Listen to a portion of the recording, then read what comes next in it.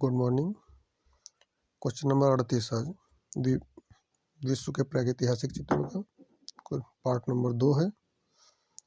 Question number 38, इनमें से असंबद्ध कौन है? बाघ गुफा।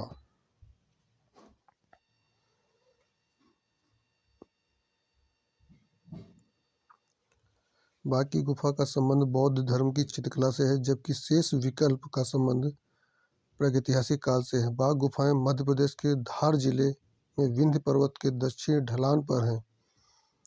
कुछ इतिहासकार इसे 4वीं और 5वीं सदी में निर्मित मानते हैं, जबकि अधिकतर 7वीं सदी में मानते हैं। बाघ गुफाओं को स्थानीय लोग पंच पांडव गुफाओं के नाम से पुकारते हैं। मिर्जापुर क्षेत्र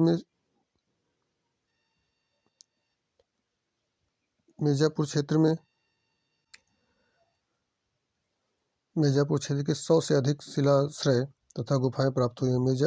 सिंघनपुर ग्राम में 50 चित्रित शिलाश्रय तथा गुफाएं मिली हैं। ये गुफाएं एक रेतीली चट्टान में स्थित हैं। भीमबेटका नामक एक पहाड़ी में लगभग 700 प्राचीन गुफाएं प्राप्त हुई हैं।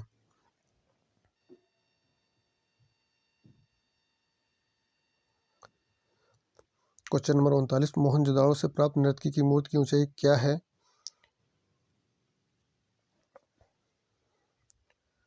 विकल्प में तो कोई सही नहीं दिया हुआ, लेकिन मोहनजोदाड़ो से प्राप्त नर्तकी की मूर्ति की ऊंचाई 10.5 सेंटीमीटर है। इसे इंच में परिवर्तित करने पर 4.13 इंच लगभग आएगा, जो कि विकल्प में नहीं है। मोहनजोदाड़ो से प्राप्त नृत्यांगना की मूर्ति की लंबाई क्या है? क्वेश्चन नंबर 40 का ए सही 10.5 सेंटीमीटर है।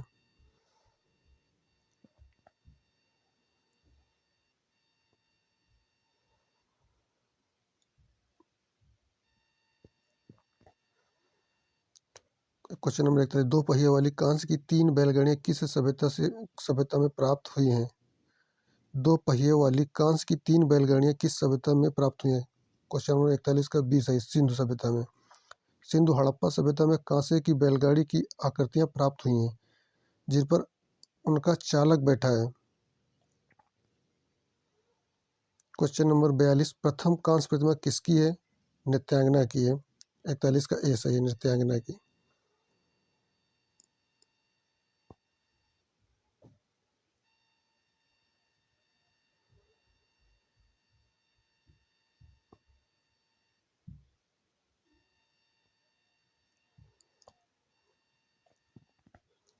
मोहनजोदाड़ो के पूर्वी टीले को HR, VS तथा D के क्षेत्र में बांटा गया है। इसमें HR क्षेत्र अत्यंत प्रसिद्ध है।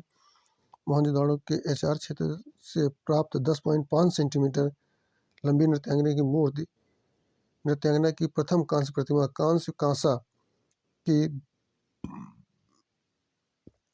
धातु मूर्ति अत्यंत प्रसिद्ध है। आभूषणों को छोड़कर यह मूर्ति बिल्कुल नग्न है। लोथल से तांबे के कुत्ते की मूर्ति प्राप्त हुई है। देमाबाद से एक कांस्य तथा एक का रथ प्राप्त हुआ, जिसमें 2 बैलों की जोड़ी जुती हुई है और इसे एक नग्न मानव आकृति वाला चला रहा है। नारी मृण मूर्तियां अधिकांशतः भारत के बाहर के स्थलों जैसे हड़प्पा, मोहनजोदाड़ो, चौंदड़ो आदि से प्राप्त हुई हैं। मोहनजोदाड़ो से तांबे के 2 उपकरणों में लिपटा हुआ सूती कपड़ा एवं सूती धागा भी प्राप्त हुआ है। क्वेश्चन नंबर 43 का मोहनजोदाड़ो से प्राप्त नर्तकी की प्रतिमा किस धातु की बनी हुई है? कांसा की। 43 का सी सही है। मोहनजोदाड़ो अवध की नर्तकी मूर्ति का माध्यम क्या है? कांसा। 44 का बी सही है। क्वेश्चन नंबर 45, प्रथम धातु निर्मित नर्तकी की मूर्ति है मोहनजोदाड़ो। 45 का बी सही है। क्वेश्चन नंबर 46, प्रारंभिक नृत्यांगना मूर्ति कहाँ से प्राप्त हुई है? मोहनजोदाड़ो से। 46 का बी सही है।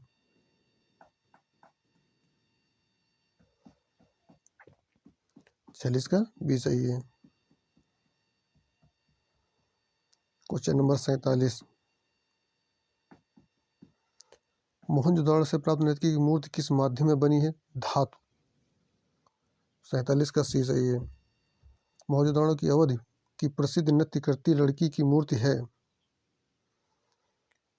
इसमें कांसा की। 48 का सी सही है। नाचती हुई लड़की और दाढ़ी वाले सिर कौन सी प्रसिद्ध सिंधु घाटी कला के अवशेष हैं? 49 का ए सही, मोहनजोदाड़ो। नाचती हुई लड़की और दाढ़ी वाले सिर कौन सी प्रसिद्ध सिंधु घाटी कला के अवशेष हैं? मोहनजोदाड़ो की।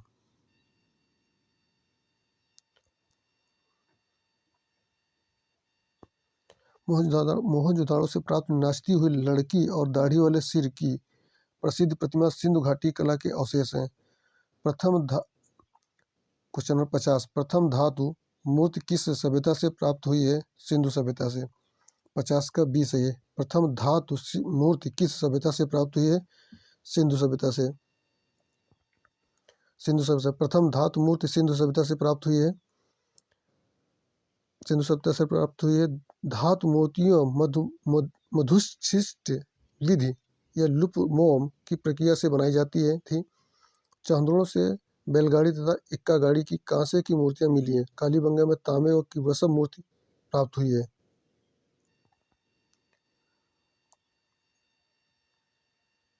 नटराज की मूर्ति की ऊंचाई क्या है? क्वेश्चन में दिया नहीं से। हड़प्पा से प्राप्त एक पत्थर की पुरुष प्रतिमा का धड़ प्राप्त हुआ है जो कि दाहिने पैर के बल पर खड़ा है। उसका बायां पैर नृत्य का मुद्रा में ऊपर उठा हुआ इस मूर्ति को नटराज की आदि मूर्ति का द्योतक माना गया है। नटराज की मूर्ति की ऊंचाई 3.7 बाई 8 इंच है।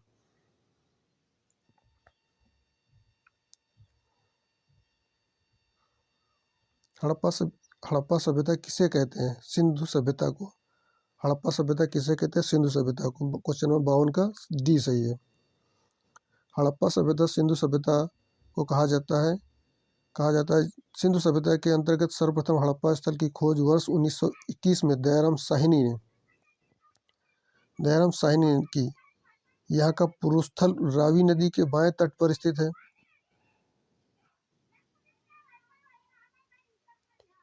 यह क्षेत्रफल की दृष्टि से सिंधु सभ्यता का दूसरा सबसे बड़ा स्थल है।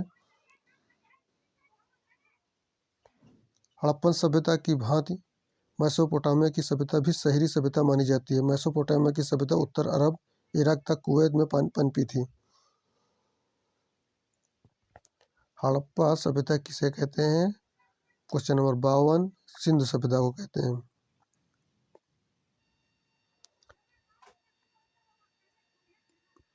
नगरीय सभ्यता का प्रथम उदाहरण कहाँ से मिला है? मोहनजोदाड़ो से। 53 का ए सही है। क्वेश्चन नंबर 53, नगरीय सभ्यता का प्रथम उदाहरण कहाँ से मिला है? मोहनजोदाड़ो हड़प्पा से। नगरीय सभ्यता का प्रथम उदाहरण सिंधु सभ्यता मोहनजोदाड़ो हड़प्पा से मिला है। इसलिए सिंधु सभ्यता को प्रथम नगरीय क्रांति भी कहा जाता है। हड़प्पा के नगर जाल की तरह व्यवस्थित है। प्रत्येक नगर 2 भागों में विभक्त है, पश्चिमी टीले और पूर्वी टीले। सिंधु सभ्यता में प्राप्त पूर्ण परिपक्व प्रमाणिक कितने स्थलों को नगरों की संज्ञा दी जा सकती है? 2 को। 54 का 2 ये सही है।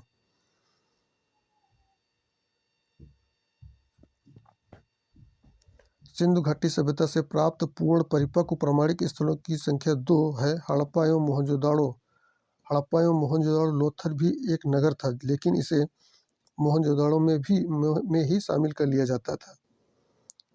क्वेश्चन नंबर 55, सिंधु घाटी सभ्यता के उत्खनन से कौन सा पुरातात्विक संबंधित है? क्वेश्चन नंबर 55 का बी सही, रखालदास बनर्जी।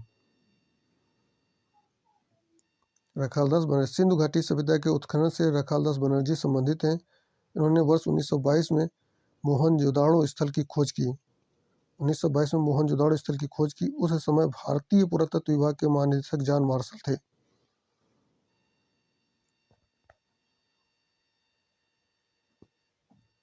सिंधु सभ्यता की खोज किसने की? राय बहादुर दयाराम साहनी ने। क्वेश्चन नंबर 56 का बी सही है। बी सही है। सिंधु सभ्यता की खोज राय बहादुर दयाराम साहनी ने वर्ष 1921 पुरातत्व विभाग के महानिदेशक सर जॉन मार्शल के निर्देशन में किया। हड़प्पा नामक स्थल की खुदाई वर्ष 1927 में की गई। 27 में की गई। सिंधु घाटी प्राचीन नदी घाटी सभ्यताओं में से एक है। यह हड़प्पा सभ्यता और सिंधु सरस्वती सभ्यता के नाम से भी जानी जाती है। बटा इसका विकास सिंधु और घग्गर हकड़ा नदी के किनारे हुआ है। मोहनजोदड़ो, गालीबंगा, लोथल, धोलावीरा, राखीगढ़ी और हड़प्पा इसके प्रमुख केंद्र थे। सिंधु घाटी सभ्यता में चित्र अवशेष ज्यादातर किस रूप में प्राप्त होते हैं? क्वेश्चन नंबर 57 का बर्तन के रूप में। ए सही है।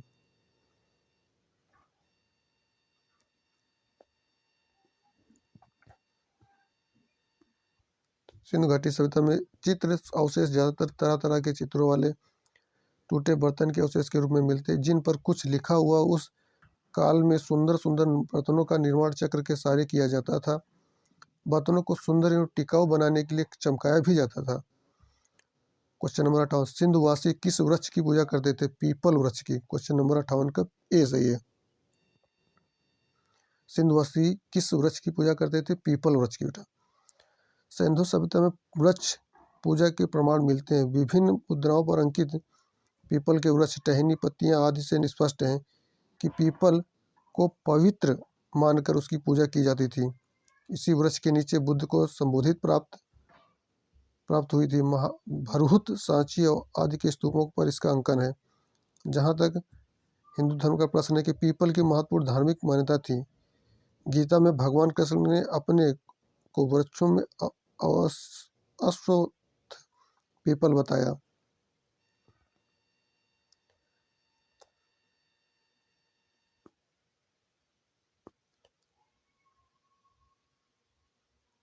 पीपल बताया। आज भी हिंदू धर्म में पीपल में देव वास माना जाता है। उसे काटना या जलाना महापाप कहा जाता है। यह विचार हिंदू धर्म में सिंधु सभ्यता से ही ग्रहण किया गया।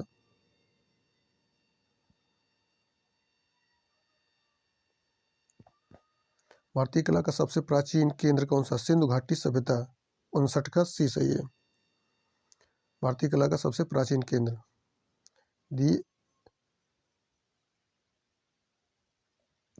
भारतीय कला का सबसे प्राचीन केंद्र सिंधु घाटी की सभ्यता है। सिंधु सभ्यता के स्थलों से जो चित्रण, मूर्तिकला और स्थापत्य के अवशेष मिले उनसे उस युग की महान का कला का परिचय मिलता है। अजंता के चित्र प्रथम शताब्दी ईसा पूर्व से लेकर 7वीं शताब्दी ईसा पूर्व तक है। महाबलीपुरम के मंदिर राज सिंह शैली 674 से 800 ईस्वी में बने हैं। यहाँ का प्रसिद्ध मंदिर सौर मंदिर है। मंदिर का निर्माण एक विशाल प्रांगण में हुआ है, जिसका प्रवेश द्वार पश्चिम की ओर है।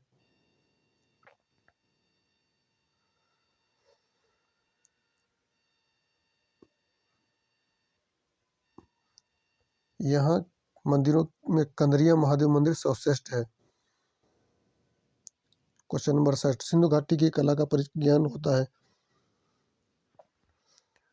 सिंधु घाटी की सभ्यता का परिज्ञान होता है। 60 का ए भी सही है, बी भी सही। हड़प्पा काल में से और मोहनजोदड़ो के काल से। सिंधु घाटी कला की परिज्ञान हड़प्पा मोहनजोदड़ो दोनों स्थलों से प्राप्त होते हैं। हड़प्पा मोहनजोदड़ो किस सभ्यता से संबंधित है? सिंधु सभ्यता से। क्वेश्चन नंबर डी 60 का। हड़प्पा तथा मोहनजोदड़ो सिंधु सभ्यता से संबंधित थे। ये एक दूसरे से 482 किलोमीटर दूर सिंधु नदी द्वारा जुड़े थे। पिग्गट महोदय ने इन नगरों को सिंधु सभ्यता की जुड़वा राजधानियां कहा है। हड़प्पा संस्कृति के अवशेष कहाँ पर स्थित हैं? हड़प्पा संस्कृति के अवशेष कहाँ पर स्थित हैं? पाकिस्तान में। क्वेश्चन नंबर 62 का सी सही है। सिंधु घाटी सभ्यता में लगभग 1400 स्थलों की खोज हो चुकी, जिससे से केवल 2 स्थल अफगानिस्तान से प्राप्त हुए। हड़प्पा संस्कृति के अवशेष मुख्यतः पाकिस्तान से प्राप्त हुए। हड़प्पा संस्कृति में कहीं से किसी मंदिर के अवशेष नहीं मिलते हैं। मोहनजोदड़ो एवं हड़प्पा से भारी मात्रा में मिट्टी की मूर्तियों में से स्त्री मूर्तियों के गर्भ से एक पौधा निकलता हुआ दिखाया गया। इससे यह ज्ञात होता है कि हड़प्पा सभ्यता के लोग धरती को उर्वरता की देवी मानकर उसकी पूजा किया करते थे। पाकिस्तान के पंजाब प्रांत में स्थित मांड गोमारी जिले में एक रावी नदी के बाएं तट पर हड़प्पा नामक पूरा स्थल है, जबकि पाकिस्तान के सिंध प्रांत में लारकाना जिले में सिंधु नदी के दाहिने किनारे पर मोहनजोदड़ो नामक एक लगभग 5 किलोमीटर के क्षेत्र में फैला हुआ है। मोहनजोदड़ो तथा हड़प्पा सभ्यता कहाँ स्थित है? पाकिस्तान में। क्वेश्चन नंबर 63 का ए सही है। सिंधु घाटी सभ्यता किस अवधि की है? सिंधु घाटी सभ्यता किस अवधि की है? विकल्प में तो सही नहीं है, लेकिन सिंधु घाटी सभ्यता कांस्य युगीन सभ्यता थी। इसकी अवधि 33 से 1300 ईस्वी पूर्वी, जबकि इसकी परिपक्व अवधि 26 से 1900 ईस्वी पूर्व सिंधु थी। सिंधु सभ्यता के काल का निर्धारण इन्हें निसंदेह कठिन कार्य है। विद्वानों के मतानुसार इससे पूर्व हड़प्पाई चरण लगभग 3500 से 2600 ईसा पूर्व, परिपक्व हड़प्पाई चरण लगभग 26 से 1900 ईस्वी पूर्व, उत्तर हड़प्पाई चरण लगभग 1900 से 1300 ईस्वी पूर्व है। रेडियो कार्बन C14 जैसे नवीन विश्लेषण पद्धति द्वारा हड़प्पा सभ्यता का सर्वमान्य काल 2500 ईस्वी पूर्व से 1750 ईस्वी पूर्व माना गया है। इस सभ्यता की खोज माधो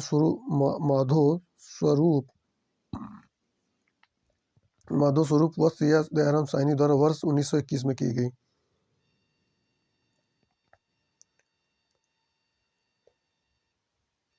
बैल की प्रसिद्ध आकृति मोहनजोदड़ो में किस रूप में मिलती है? टेराकोटा शिल्प में। 2021 में आया हुआ। 65 का डी सही है। मोहनजोदड़ो से टेराकोटा में प्राप्त वृषभ बैल की बलिष्ठ मूर्ति प्राप्त हुई है।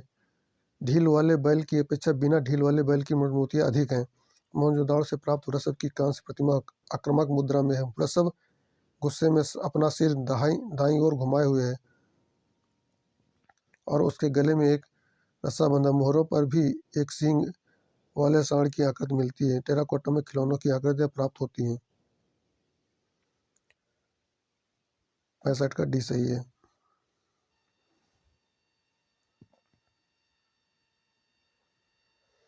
Question number 66। सिंधु घाटी से चित्रांकन के उदाहरण मिले हैं पात्रों पर। 66 का डी सही, पात्रों पर। सिंधु घाटी के चित्रांकन उदाहरण पात्रों पर मिलता है। मोहनजोदड़ो से प्राप्त चित्र मर्दभांड के कुम्हार की चाक पर चिकनी मिट्टी से बना हुआ है। कुम्हार ने अपनी कुशल अंगुलियों की सहायता से उस एक आकर्षक रूप दिया है। आग में पकाने के बाद इस मिट्टी के पात्र को काले रंग से रंगा गया था। इस पर बने हुए चित्र वनस्पतियों और ज्यामितीय आकृतियों के हैं। मोहनजोदड़ो की नृत्य की किस तकनीक में कास्ट की गई है? ढोकरा कास्टिंग।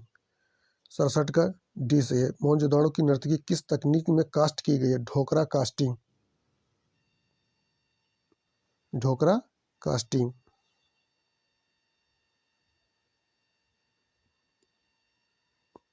67 का डी। मोहनजोदड़ो की नर्तकी की कांस्य प्रतिमा में ढोकरा धातु कास्टिंग तकनीकी अपनाई गई। इस प्रक्रिया में मोम निकालकर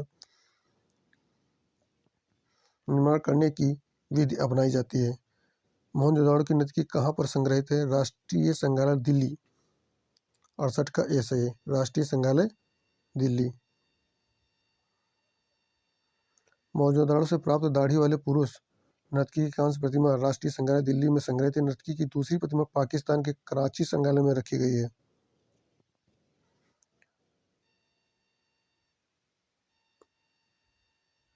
मोहनजोदड़ो से प्राप्त दाढ़ी वाला आदमी और तांबे की नर्तकी कहाँ संग्रहित है? राष्ट्रीय संग्रहालय दिल्ली।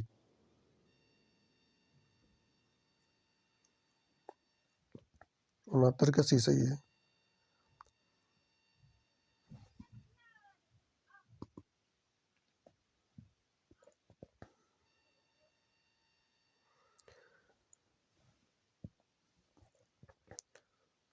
Question number 70। नाव को टिकरे नाव को टिकरे पर उल्लेखित चित्र प्राप्त हुआ है मोहनजोदाड़ो से। क्वेश्चन नंबर 70 का बी सही है।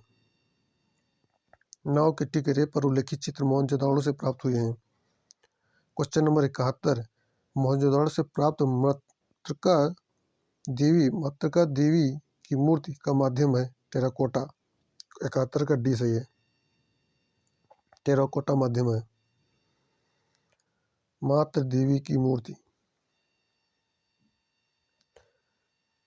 मोहनजोदाड़ो से प्राप्त मातृ देवी वृत्ताकार प्रतिमा टेराकोटा माध्यम में बनी हुई यह सबसे बेहतरीन रूप से संरक्षित प्रतिमाओं में से एक है। मदर गॉडेस की मूर्ति किस माध्यम में है? टेराकोटा माध्यम में। 72 का सी सही है। मदर गॉडेस की मूर्ति किस माध्यम में? टेराकोटा में। सिंधु सभ्यता किस प्रसिद्ध स्नानागार कहाँ से मिला है? सिंधु सभ्यता का प्रसिद्ध स्नानागार कहाँ से मिला है? मोहनजोदाड़ो से। 73 का डी सही है।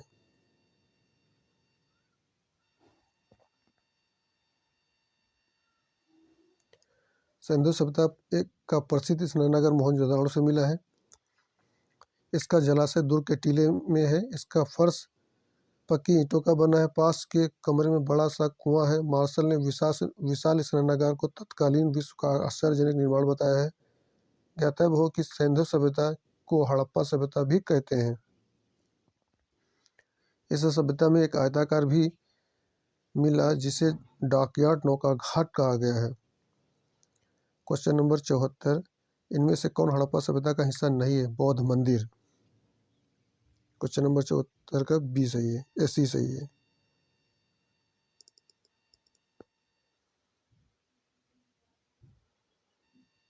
बौद्ध मंदिर।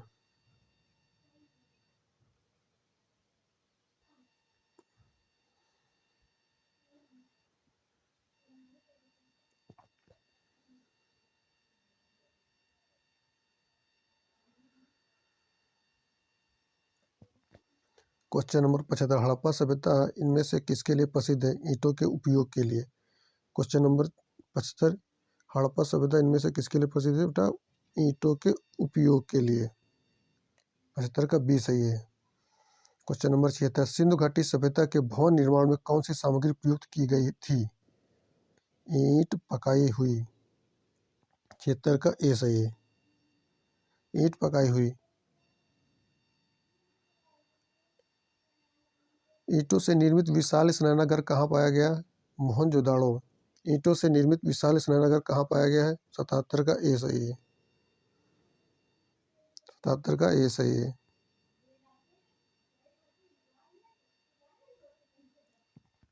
अठहत्तर अधिकांश प्रागैतिहासिक चित्र कहाँ मिलते हैं? अधिकांश प्रागैतिहासिक चित्र कहाँ मिलते हैं? गुफाओं में। 78 का सी सही है। प्रागैतिहासिक चित्र गुफाओं और चट्टानों की भित्तियों पर अंकित हैं। मानव ने इन गुफाओं के भीतर धूमिल प्रकाश में अपने जीवन को सरल अभिव्यक्ति तुलिका के माध्यम से गुफाओं की खुरदरी दीवारों पर तथा फर्श के चित्र बनाकर अंकित किया है।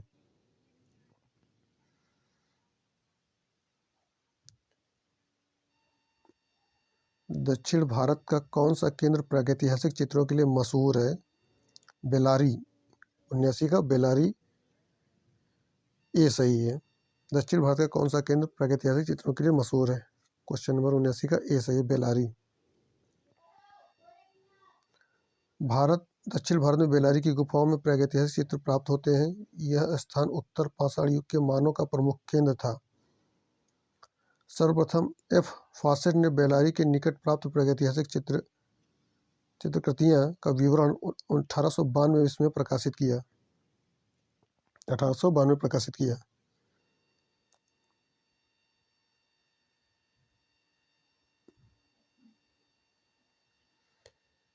यहाँ पर एक गुफा में एक शिकार का दृश्य तथा जादू के विश्वास के अनेक चिन्ह प्राप्त किए गए। इन चिन्हों में एक 6 कोणों का सितारा षटकोण उल्लेखनीय है। इन गुफाओं की चित्रकला स्पेन की कागुल गुफा की आदिम चित्रकला के समान ही है। क्वेश्चन नंबर 80 बिल्ला सरगम गुफा किस राज्य में स्थित है? बिल्ला सरगम गुफा किस राज्य में स्थित है? विकल्प तो एक नहीं सही इसके। बिल्ला सरगम गुफा आंध्र प्रदेश के कुर्नूल जिले में स्थित है। आंध्र प्रदेश के कुर्नूल जिले में स्थित है। बिल्ला सरगम गुफा किस राज्य में स्थित है? आंध्र प्रदेश के कुर्नूल जिले में स्थित इस क्षेत्र को 1970 के दशक में जांच किए लिए चुना गया है था क्योंकि यहाँ के कई जानवरों के जीवाश्म और पुरातात्विक भंडार मिले थे।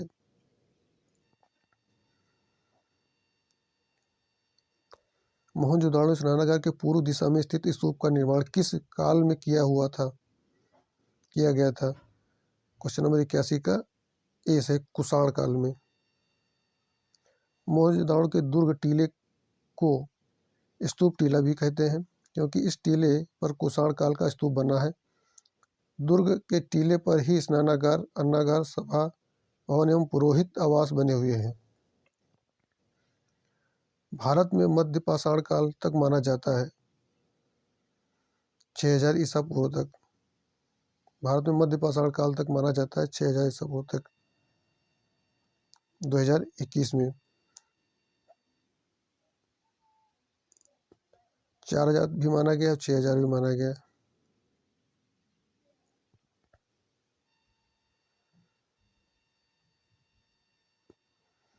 भारत में मध्य पाषाण काल अधिकतर पुस्तकों में 4000 ईसा पूर्व तक माना जाता है। किन्हीं किन्हीं पुस्तकों में यह काल 6000 ईसा पूर्व तक माना गया है। संशोधित कुंचन में सी माना है, 6000 माना है बेटा। नवपाषाण युग में लोगों ने निम्नलिखित में से किसको अपनाकर मूलभूत प्रौद्योगिकी परिवर्तन किया था? कृषि। 83 का बी सही है, कृषि।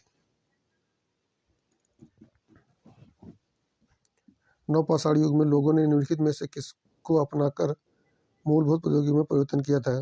क्वेश्चन नंबर 83 का बी सही है, कृषि।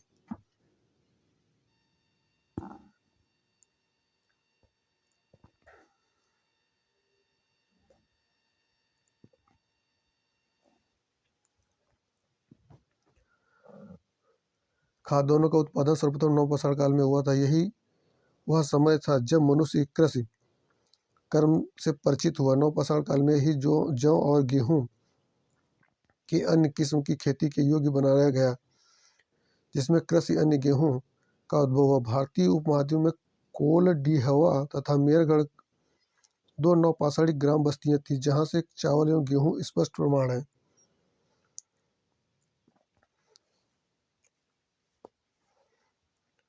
नवपाषाण काल में हुआ गेहूं और जौ की खोज।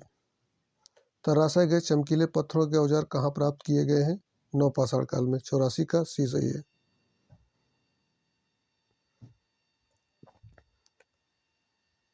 नवपाषाण काल में मनुष्य पत्थरों के यंत्रों पर पालिश करता था और चाक पर बने मिट्टी के बर्तनों का प्रयोग करता था। कुछ स्थानों पर हिरोंजी के टुकड़े, सील और पत्थर प्राप्त हुए, जिन पर हिरोंजी को पीसा जाता था। नवपाषाण युग उत्तर पाषाण युग के मानव ने सर्वप्रथम चित्रकला का प्रयोग किया। तराशे गए चमकीले हथियारों और औजारों का प्रयोग किए गए नवपाषाण काल में। 85 का सी सही है।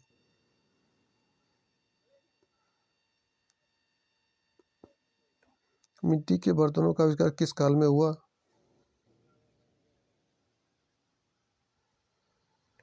मध्यकाल में, मध्यपाषाण काल में। मिट्टी के बर्तनों का आविष्कार किस काल में? मध्यपाषाण काल में।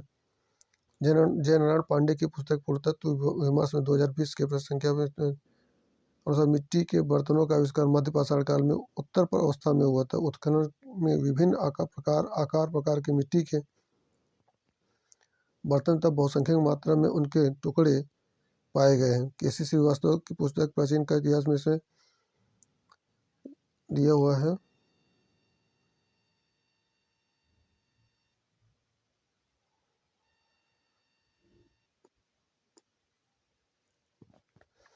और के अनुसार मध्यपाषाण काल में मनुष्य बर्तनों का निर्माण करना सीख गए थे। उत्तर प्रदेश माध्यमिक शिक्षा चयन बोर्ड ने इसे सी माना है। सिंधु सभ्यता।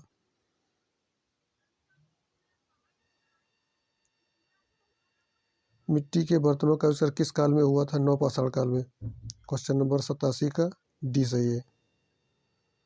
नवपाषाण काल में।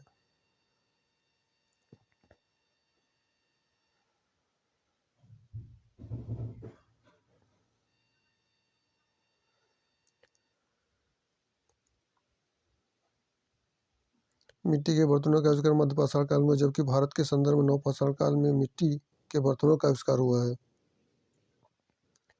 चाक का महत्वपूर्ण आविष्कार में हुआ था नवपाषाण युग में।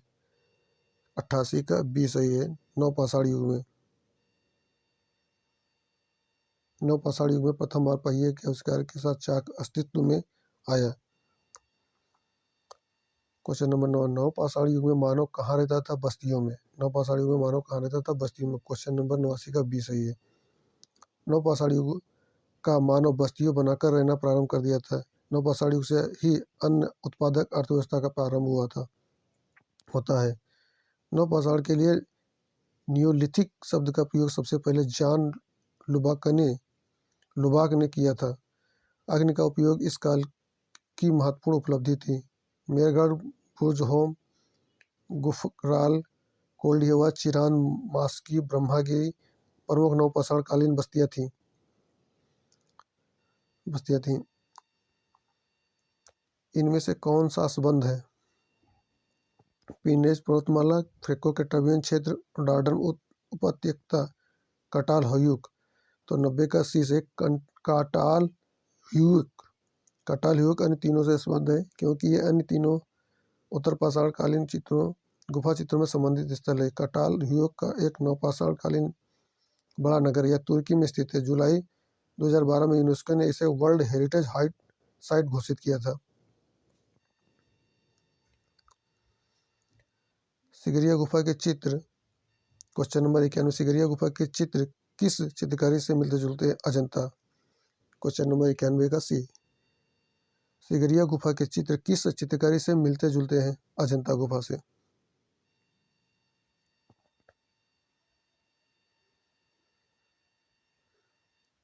भारतीय बौद्ध भिक्षु धर्म के प्रचार हेतु सुदूर पूर्वी तथा दक्षिणी देशों के ओर गए और उनके साथ ही भारतीय चित्रकारी, धर्म तथा दर्शन आदि भी उनके देशों में पहुंचा। श्रीलंका में भी इस प्रकार का भारत पर अजंता शैली का भी चित्रकला इन्हीं धर्म प्रचारकों के साथ पहुंची। श्रीलंका में सिगरिया नामक गुफाओं में अजंता की चित्रशैली के दर्शन होते हैं।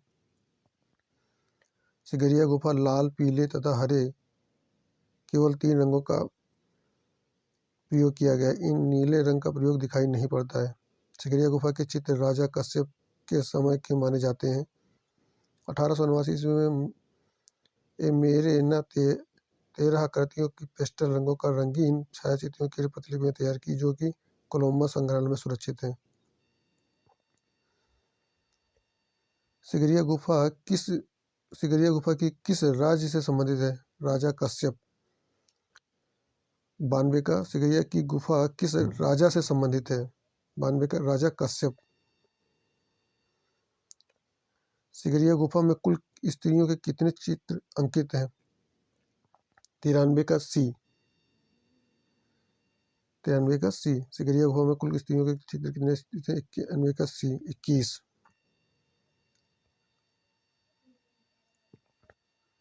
सिगरिया की कलात्मक गुफा श्रीलंका सिंगल में से प्राप्त हुई है। यह स्थान सिहा गुफा के नाम से भी जाना जाता है। इन गुफाओं का निर्माण 5वीं शताब्दी में हुआ। यहाँ कुल 21 नारी आकृतियां प्राप्त हुई हैं।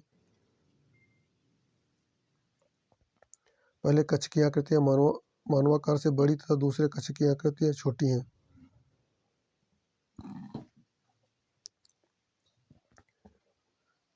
क्वेश्चन नंबर 94, सिगरिया स्थित है श्रीलंका में। सिगरिया स्थित है 94 क्वेश्चन श्रीलंका में। क्वेश्चन नंबर ए सही है।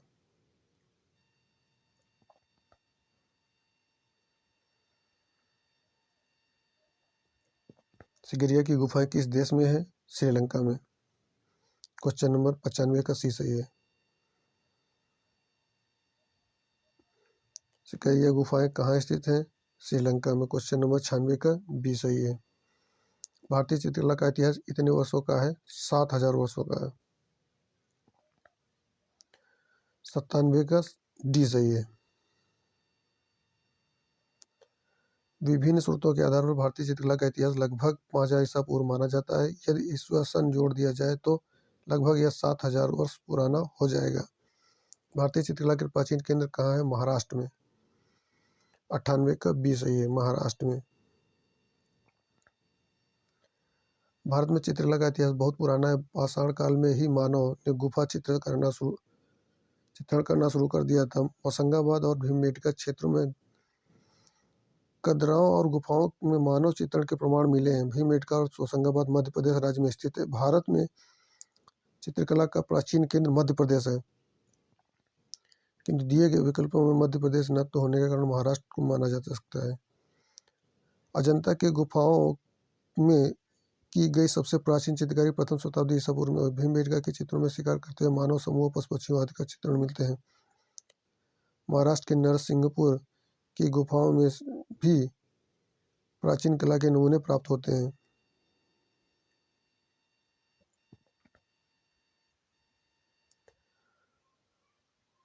तालिकाओं को मिलान करना है। Question number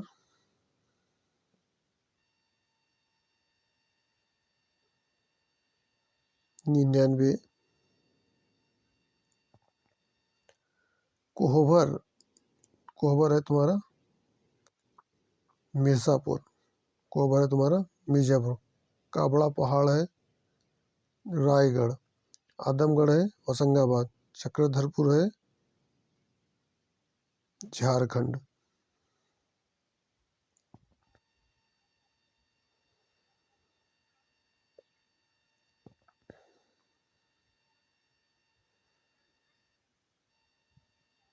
question number D सही है, 99 का।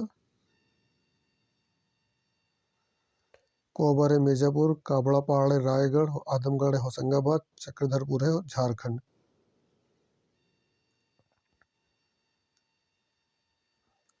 मानव मुख के साथ पंख धारण किए साढ़ किस कला में पाया गया है? असीरिया में। 100 का बी सही है, असीरिया में। असीरियन कला का केंद्र राजभवन था। राजकीय आवासों की ऊंची दीवारों तथा छोरों आदि को अनेक प्रकार से अलंकृत किया जाता था। भित्ति कारीगरी प्रायः चूने की गारे में की गई है, किंतु दरवाजे कांसे में ढाले हुए हैं। द्वार पक्षों पर मानव मुख वाले पंखदार बैल 5 पैरों सहित उच्च उत्कीर्ण विधि से बनाए गए हैं, जो किसी भी कोण से देखने पर चलते हुए नजर आते हैं।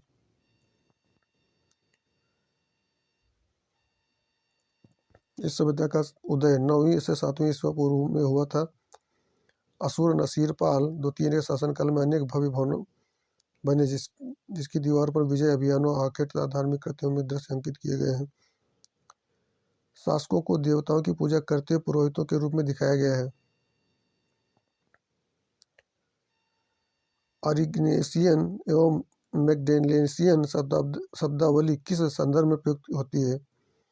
पूर्व ऐतिहासिक कला। 101। क्वेश्चन नंबर 101 का बी सही है, पूर्व ऐतिहासिक कला।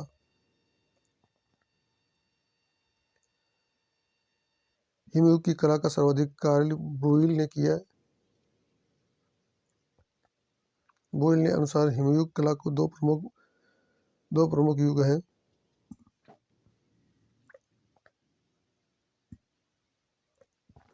युग रहे हैं